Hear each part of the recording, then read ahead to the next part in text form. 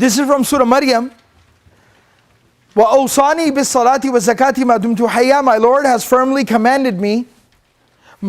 firmly commanded me to pray, offer salah, and zakah, to give charity, مَا دُمْتُ حَيًّا, as long as I am alive. So this is from Surah Maryam, Surah number 19, ayah number 31. وَأَوْصَانِي بِالصَّلَاةِ وَالزَّكَاةِ مَا دُمْتُ حَيًّا. My Lord has firmly commanded me to pray and to give charity, or to purify myself, as long as I am alive. مَا دُمْتُ حَيًّا, as long as I remain alive. This is a statement of Isa alayhi salam. This is a very powerful reminder about our approach to prayer, and how we approach prayer, and how we perceive and think, and how we implement prayer in our lives. You see, we're supposed to pray, it's saying, as long as I am alive.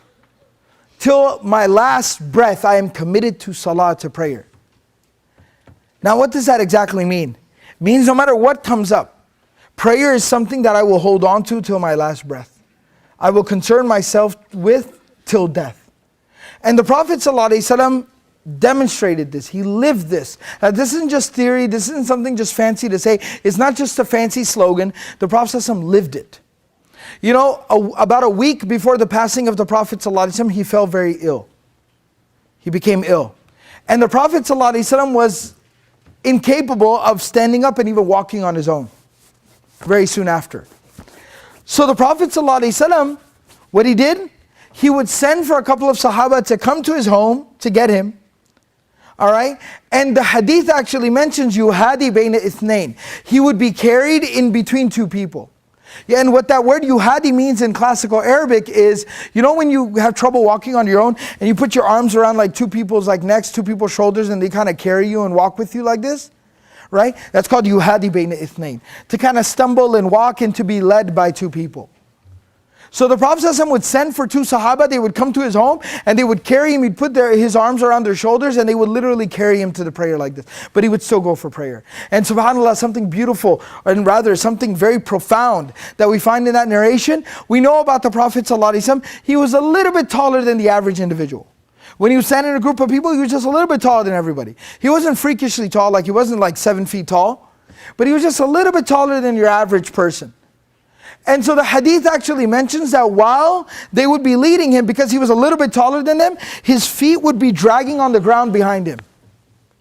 His feet would be dragging on the ground behind him. But he'd still go for prayer in this condition. He'd still go to pray like this. Teaching us, prayer is something we do till our last breath. Umar ibn al-Khattab radiallahu anhu.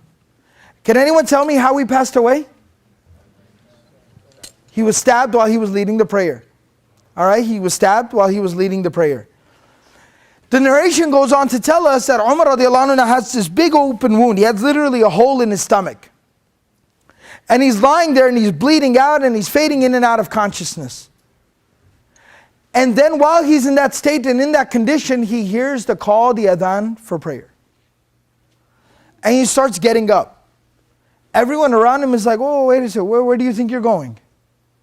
He says, I have to go pray the adhan. I have to go and pray, it's the adhan. And he said, you're dying. You have a hole in your stomach. What do you mean you're going to go pray? And he says that, I remember the Prophet ﷺ telling me that there's no deen for the one who doesn't pray. That the salah is like the head and the body. I have to go and pray. This was the commitment that these people had to prayer. As long as I'm alive, salah is something I do. That's the commitment, the connection that they had with prayer. And that's what this is talking about.